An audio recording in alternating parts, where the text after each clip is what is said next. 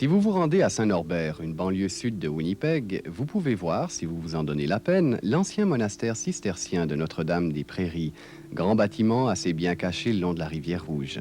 Fondé en 1892 par l'abbaye de Notre-Dame-du-Lac au Québec, ce monastère devait être le refuge de moines français si les lois sectaires et anticléricales de la fin du 19e siècle en France ne s'adoucissaient pas.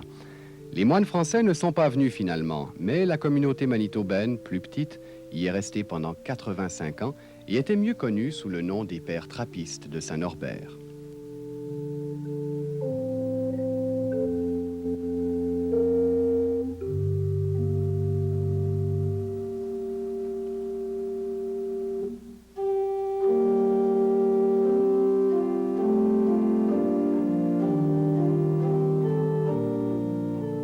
À mesure que la ville de Winnipeg se développait vers le sud, les moines se sont rendus compte que le monastère ne bénéficierait plus du calme propre à la méditation.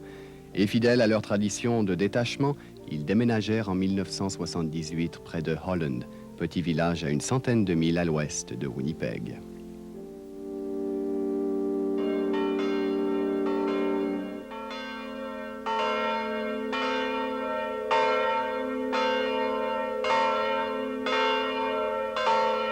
Don Marcel Carbotte, prieur de ce nouveau monastère, nous a donné la permission de visiter l'intérieur du cloître et de rencontrer les moines. C'était le mercredi des Cendres. La vie du moine est un combat, elle aussi, comme toute vie. Alors il s'agit de venir à l'intérieur du monastère, d'y vivre quelque temps pour réaliser que ce n'est pas encore le paradis. Mais ce qu'il y a d'extraordinaire dans une communauté, c'est que malgré ses faiblesses, malgré tout ce qui peut rester d'humain dans une communauté, la communauté comme telle, c'est quand même quelque chose de, je dirais, de sain.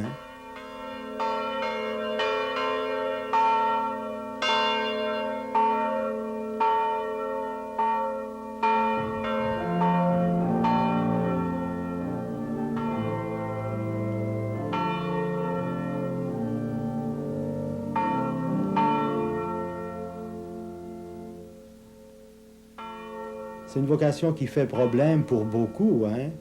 Que des hommes, que des femmes quittent la société pour s'enfermer dans un monastère, vivre ensemble, renoncer au mariage, renoncer à des carrières dans le monde. Ça va un peu à l'encontre des aspirations de beaucoup aujourd'hui. Et c'est difficile pour le moine d'essayer de justifier ce genre de vie-là. Je crois qu'on ne doit pas essayer de la justifier.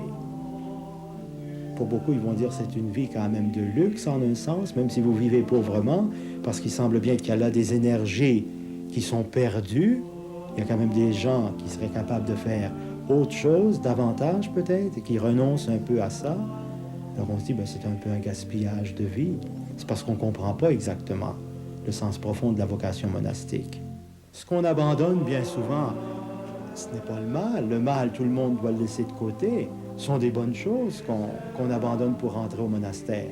Mais pourquoi est-ce qu'on abandonne ces bonnes choses-là? Pour pouvoir concentrer sur l'essentiel. Je ne sais pas, moi, je vois souvent, quand je regarde un peu à l'extérieur, un jeune qui veut faire ses études, il est peut-être dans le salon avec son livre d'études, mais en même temps, il regarde la télévision, il entend de la musique. J'ai l'impression qu'il se distrait beaucoup de ce qui devrait l'occuper. Dans la vie monastique, on met un peu de côté ces distractions-là pour pouvoir se donner davantage à cette recherche de Dieu.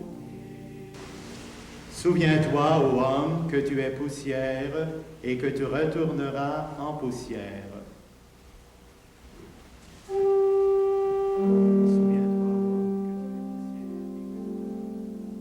On peut dire que le cadre extérieur a beaucoup changé, mais c'est la même vie qui se vit toujours. Fondamentalement, il n'y a absolument rien de changé. C'est la recherche de Dieu, mais pour faciliter cette recherche de Dieu, on a pensé qu'il y avait certaines choses qu'il fallait modifier parce que on change. La tradition, c'est pas quelque chose de mort, quelque chose qu'on accepte et qu'on essaye de préserver. C'est quelque chose qu'on accepte, mais qu'on veut perpétuer tout en l'enrichissant. Il y a une évolution qui se fait. Alors c'est quelque chose de dynamique, de vivant. Et c'est pour cela qu'il ne faut pas s'étonner qu'on ne vit pas exactement extérieurement, la vie qu'on vivait il y a 30 ou 40 ans ou que nos pères ont vécu au XIIe siècle. On est des hommes du XXe siècle, de 1982 cette année.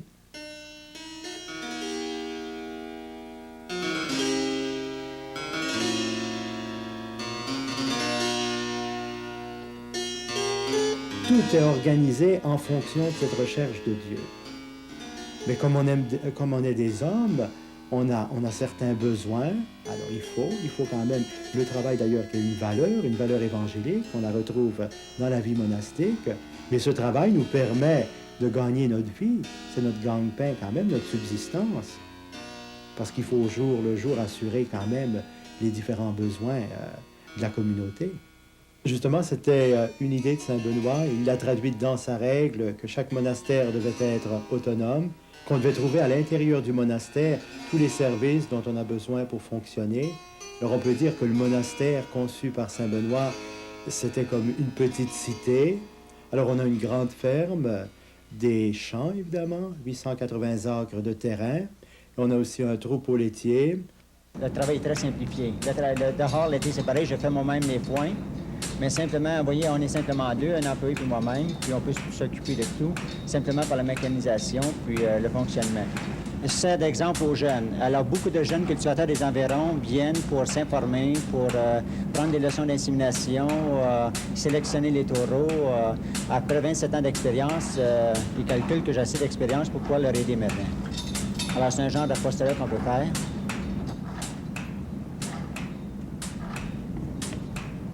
Normalement, un moine ne devrait pas se fâcher. Deuxièmement, si on s'habitue à avoir des vaches douces, le tempérament de la vache va être le tempérament du vacher. Un tempérament nerveux, les vaches vont être nerveuses. Alors, vous allez dans une étable où le propriétaire est très nerveux, les vaches sont très nerveuses. Le propriétaire est calme, les vaches sont calmes.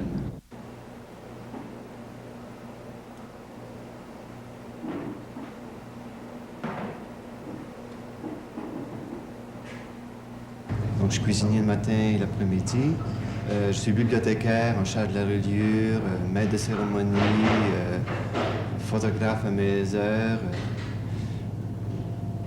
J'ai déjà été père maître, j'étais jardinier en partie du temps. Ça varie selon les besoins, quoi. Moi, je suis sous-chantre, ça veut dire aide-chantre au frère François, organiste. Je suis en charge de tous les accompagnements, toute la musique d'ambiance, comme vous dites, à l'église. Aussi, je suis boulanger et bouche-trou. Premièrement, je n'étais pas catholique quand j'ai visité ici. J'étais un moine anglican puis mon monastère était à Michigan, aux États-Unis. Puis j'ai un ami qui était ici, puis j'étais très intéressé dans les monastères cisterciens surtout. J'ai passé presque une semaine ici, puis j'étais tellement séduit par notre communauté que j'ai voulu m'adjoindre à cette communauté.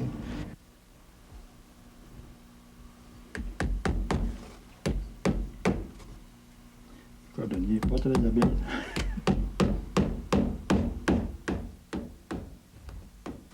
Je suis entré en 1928. J'ai célébré 50 ans de profession l'année passée. Et puis j'ai toujours aimé ma vie religieuse, je suis très heureux. Et je porte le nom de Félix. Heureux, ça veut dire heureux.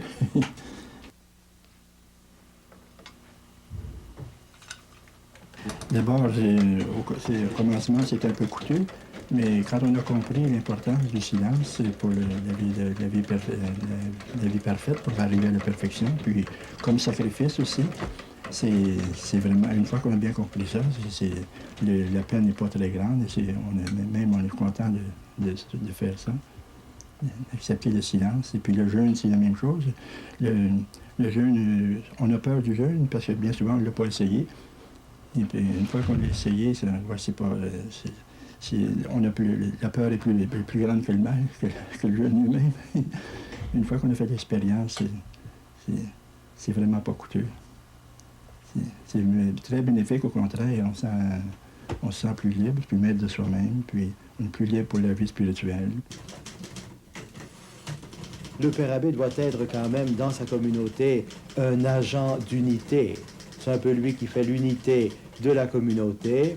Ou si vous voulez plus simplement, on peut dire que c'est quand même le chef de la communauté. S'il n'y avait pas de chef, il y aurait certainement du désordre. Mais un chef aussi spirituel, c'est-à-dire une espèce de berger, si vous voulez, qui, non pas qu'essaye d'imposer ses vues aux moines, mais qui essaye d'aider les moines dans cette recherche commune du Seigneur. Un agent de communion aussi, qui va entraîner ses frères, parce que c'est un frère parmi les frères. On ne dit pas tellement que c'est un père, c'est plutôt un frère élu par les frères, donc un frère parmi les frères, qui stimule la communauté, qui l'entraîne. Il me semble pour chacun d'entre nous une occasion d'une conversion toujours à recommencer est bien nécessaire, et par conséquent, l'occasion d'un nouveau départ. Je crois que le bon Dieu sert d'événements pour nous préparer un petit peu à telle ou telle vocation.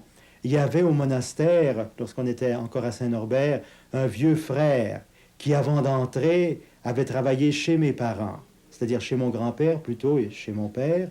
Et mon père et mon grand-père venaient régulièrement le rencontrer, lui rendre une visite, pas tellement souvent, parce qu'à ce temps-là, on ne visitait pas les moines si souvent qu'aujourd'hui. Et alors moi, j'ai eu l'occasion quelquefois d'accompagner mes parents à la trappe, et c'est à ce moment-là que l'idée m'est venue, peut-être que moi aussi, je voudrais devenir un moine, un trappiste. Et ça a travaillé dans ma tête, j'en ai pas tellement parlé ouvertement, mais je suis revenu comme étudiant faire une retraite, et ça m'a confirmé vraiment dans cette espèce de conviction que c'était là que le Seigneur m'appelait. Surtout parce que la vie m'apparaissait tellement équilibrée, une vie très près de la nature, une vie où le travail manuel a quand même son importance. Et comme je vous dis, la nature pour moi me disait beaucoup, m'aidait presque à prier, avec ce travail dans la nature aussi, beaucoup l'exercice. Alors ça répondait vraiment, je dirais, à certaines aspirations que j'avais. On a souvent l'impression que les moines vont au monastère justement pour laisser derrière la société, ils ne sont pas contents, ils sont insatisfaits. Alors c'est comme tourner le dos à la société. Ce n'était pas du tout cela. Déjà dans le fond de moi-même, je voyais quand même un appel à cette vie comme une réponse aussi à un certain besoin de prière pour moi-même et aussi pour toute l'humanité, pour mes frères, les hommes. Alors c'est pas du tout, je dirais, parce que ça ne plaisait pas dans le monde, il aurait fallu gagner ma vie, affronter certaines difficultés. C'est pas ça du tout. Puis évidemment, ceux qui pensent échapper à certains problèmes en venant à la trappe retrouvent d'autres problèmes. Et souvent, c'est qu'ils se retrouvent eux-mêmes. C'est là le vrai problème. On ne peut pas échapper à soi-même.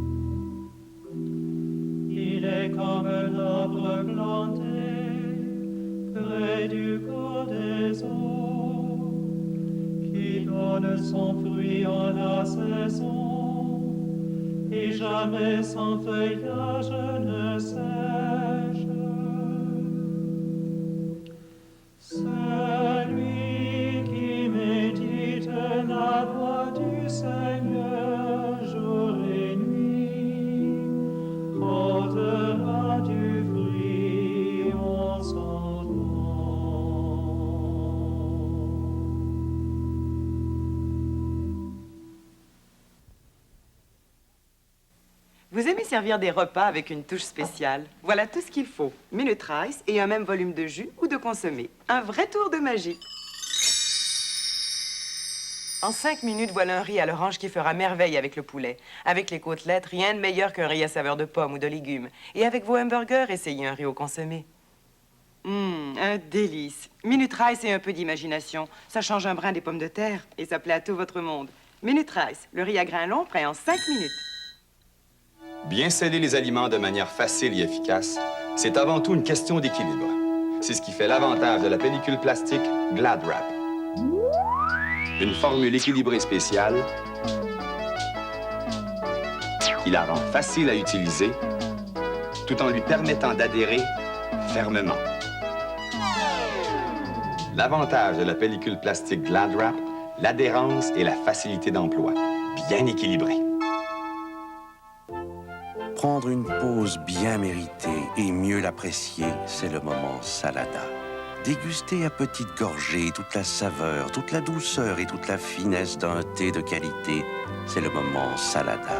Servir une bonne tasse de thé à la belle couleur ambrée qu'on apprécie en fin de journée, c'est le moment Salada. Une tasse de bon thé, un moment qu'on savoure, c'est le moment Salada. Vous connaissez la douceur Cottonelle. Le papier hygiénique Cottonelle est très doux. On dirait du coton ouaté. Moi, je dirais à tout le monde d'acheter Cottonelle parce que c'est doux et que c'est résistant. On a les deux qualités dans le même papier hygiénique. C'est le meilleur achat qu'on peut faire, selon moi. La douceur du coton. Il n'y a rien comme Cottonelle.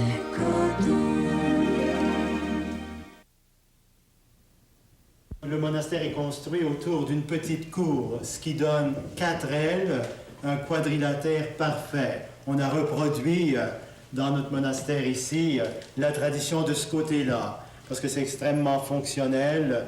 Le cloître aussi servait de lieu de recueillement de prières, lieu de lecture. Mais en parlant de lecture, on a ici une bibliothèque assez considérable, avec un bon choix de livres. Remarquez aussi le splendide panorama qu'on a de la bibliothèque. On a conjugué 2 salles ensemble, bibliothèque et scriptorium.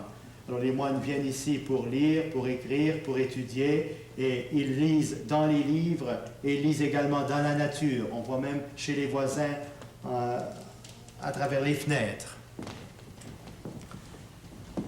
Vous remarquez qu'il y a aussi dans le cloître beaucoup de fenêtres.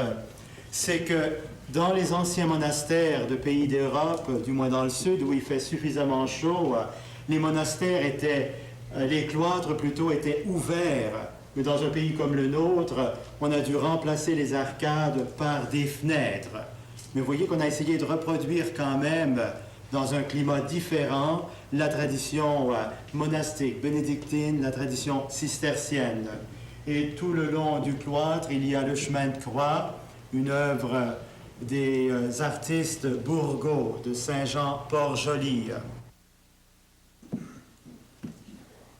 Alors nous voilà dans l'aile des cellules, une innovation par rapport à la tradition cistercienne, puisque jusque tout dernièrement, on habitait dans un dortoir commun. Maintenant, chaque moine a le privilège de sa petite cellule, un coin vraiment d'intimité. Et si vous voulez, on va peut-être aller à l'intérieur, voir.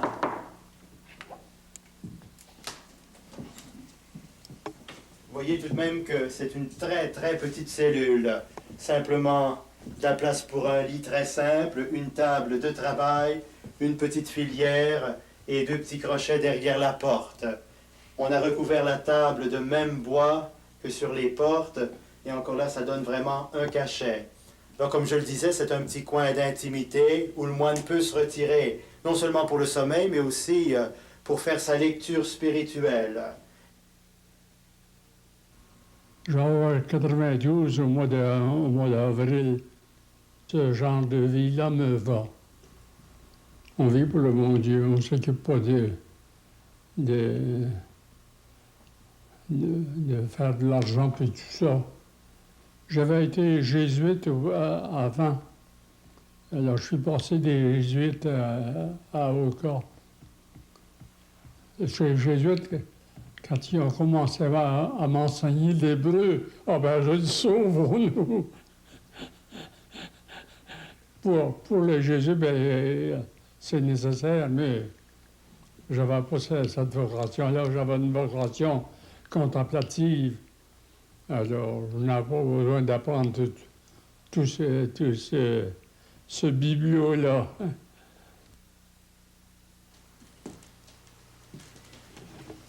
Vous remarquez, j'en suis sûr, la grande simplicité du cloître. C'est une caractéristique de l'architecture cistercienne que nous avons essayé à notre façon, dans un style plus moderne si vous voulez, essayer de conserver. Et ici se trouve la salle du chapitre, une salle de communauté où le père abbé fait l'enseignement et où la communauté traite des choses importantes. S'il y a un vote à prendre pour l'acceptation ou le rejet d'un candidat, ça se fait ici. Le père abbé à son trône avec ses deux assistants, l'un à droite, l'autre à gauche, le prieur et le sous-prieur, avec aussi la crosse, symbole de son autorité. Et au fond du corridor, vous voyez quelque chose de spécial, une rampe. C'est une rampe pour les défunts. Lorsqu'on a une funéraille, un enterrement, on descend le défunt par la rampe, on part en procession jusqu'au cimetière.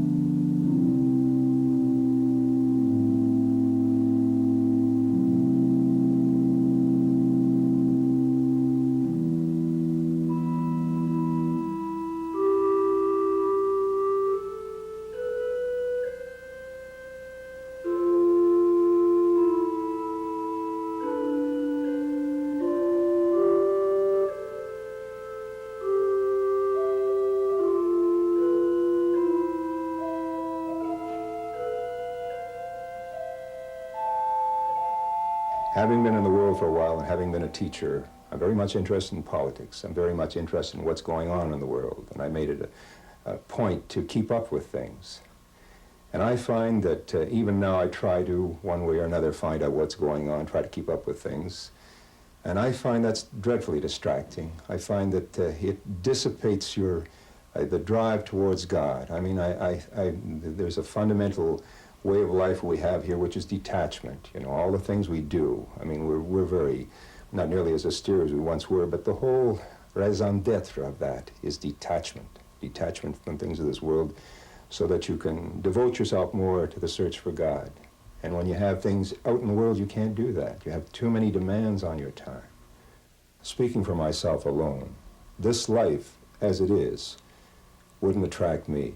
I mean, it's too contrary to nature, but what attracts me is God that's found here. That's the main thing. You know, you put up with the relatively claustrophobic atmosphere in order to find God. I mean, because that's what it's all about. I can live here, I can help my brothers, and the community. At the same time, I have my own, you know, fundamental drive and motivation. And if that were gone, I wouldn't be here. That's really what it all amounts to, you know. If I felt that God didn't want me here, I wouldn't be here tomorrow. You know, it'd take me just about 24 hours to get my stuff and get out.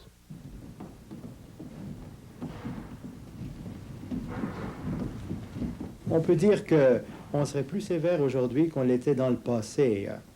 Alors, ce qui nous a entraîné à modifier un peu notre façon de faire, il y a des périodes de ce qu'on appelle d'observation. On invite les jeunes qui se sentent plus ou moins intéressés par la vie à venir voir, c'est-à-dire à vivre la vie des moines durant quelque temps, avant de prendre aucune décision.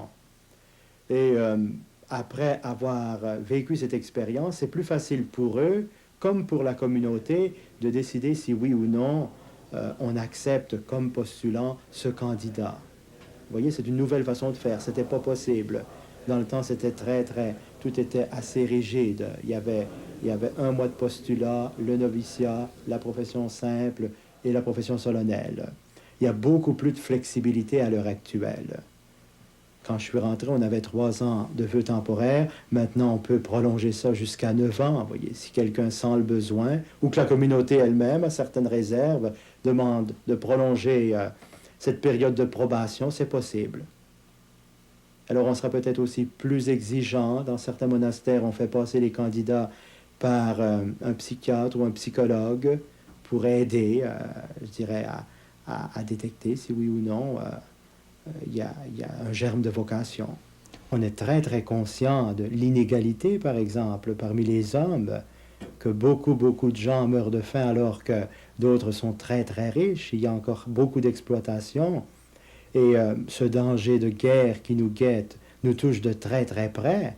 Mais je crois que c'est justement, on rejoint encore nos frères dans la prière. On essaye de les retrouver, je dirais, dans la prière, de porter un peu ces problèmes dans la prière. C'est pour ça que, en fin de compte, le moine est un homme de son temps. C'est pas un homme qui est retiré de tout cela. Il paraît isolé, mais de fait, il porte vraiment tout le poids de cette misère, le poids aussi de toutes ces difficultés-là, comme les joies du monde.